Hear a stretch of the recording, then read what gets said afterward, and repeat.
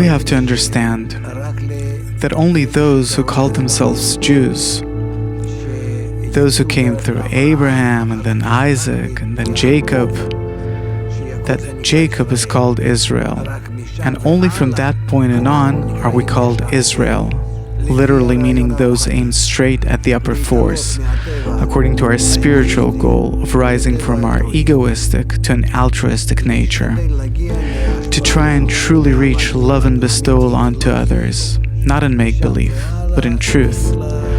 And from there on, this group started parting from the nations of the world in practice. And so they really changed compared with the rest of the nations that stayed in Babylon. And they really had to run from there.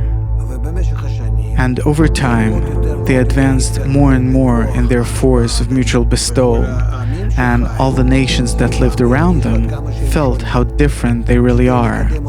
And in order to keep advancing them, the upper force, or nature, which is the upper force, put pressure upon them, demanding of them more and more changes in the direction of bestowal and mutual love.